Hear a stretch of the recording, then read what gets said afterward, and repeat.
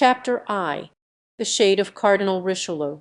In a splendid chamber of the Palais Royal, formerly styled the Palais Cardinal, a man was sitting in deep reverie, his head supported on his hands, leaning over a gilt and inlaid table which was covered with letters and papers. Behind this figure glowed a vast fireplace alive with leaping flames. Great logs of oak blazed and crackled on the polished brass andirons whose flicker shone upon the superb habiliments of the lonely tenant of the room, which was illumined grandly by twin candelabra rich with wax lights. Any one who happened at that moment to contemplate that red simmer, the gorgeous robe of office and the rich lace, or who gazed on that pale brow bent in anxious meditation, might, in the solitude of that apartment, combined with the silence of the antechambers and the measured paces of the guards upon the landing place, have fancied that the shade of Cardinal Richelieu lingered still in his accustomed haunt. It was, alas, the ghost of former greatness.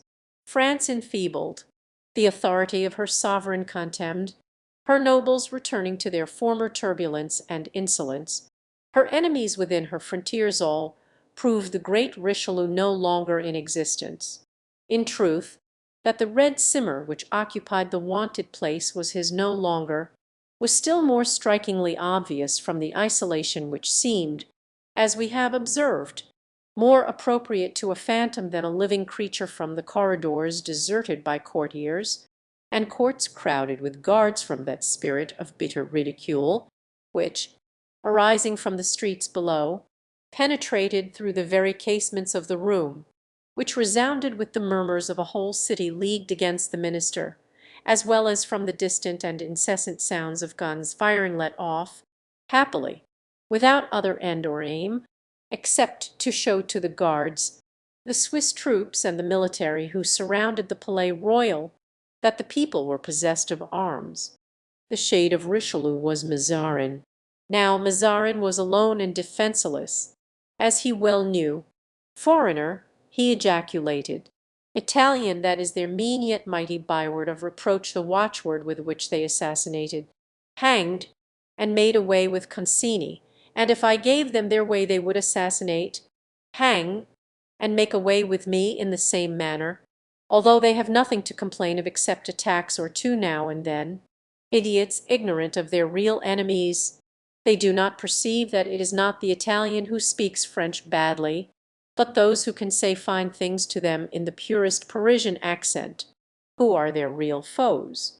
Yes, yes," Mazarin continued, whilst his wonted smile, full of subtlety, lent a strange expression to his pale lips, "yes, these noises prove to me, indeed, that the destiny of favourites is precarious, but ye shall know I am no ordinary favourite.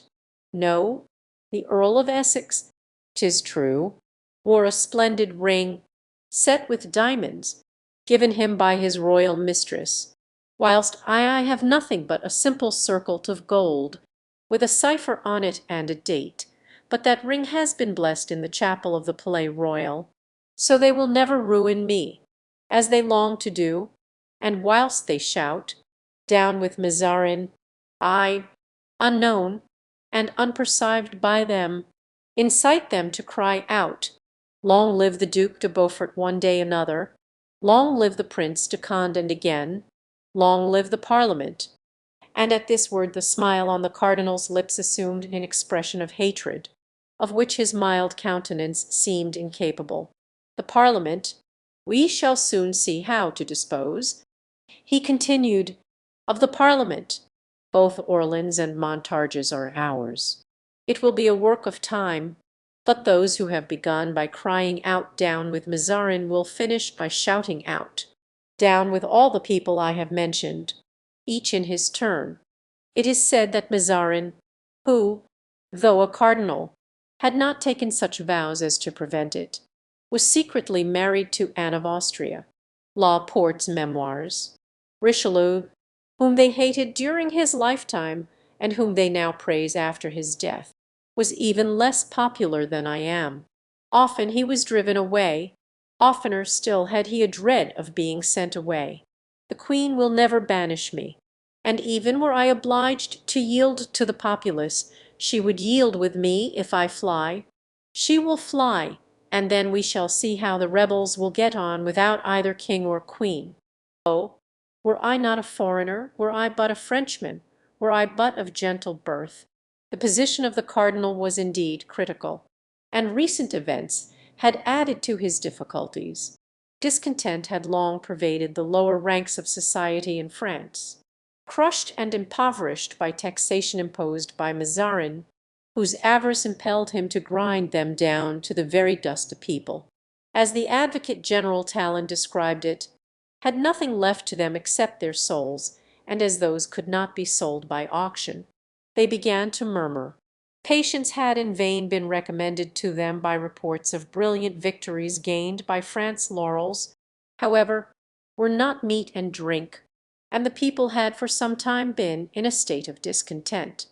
Had this been all, it might not, perhaps, have greatly signified, for when the lower classes alone complained, the court of France, separated as it was from the poor by the intervening classes of the gentry and the bourgeoisie, seldom listened to their voice, but unluckily Mazarin had had the imprudence to attack the magistrates, and had sold no less than 12 appointments in the Court of Requests, at a high price, and as the officers of that court paid very dearly for their places, and as the addition of 12 new colleagues would necessarily lower the value of each place, the old functionaries formed a union amongst themselves, and, enraged, swore on the Bible not to allow of this addition to their number, but to resist all the persecutions which might ensue, and should any one of them chance to forfeit his post by this resistance, to combine to indemnify him for his loss.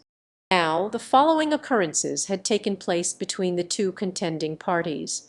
On the 7th of January between 700 and 800 tradesmen had assembled in Paris to discuss a new tax which was to be levied on house property.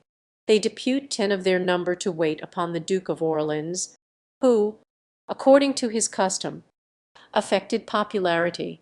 The duke received them, and they informed him that they were resolved not to pay this tax, even if they were obliged to defend themselves against its collectors by force of arms.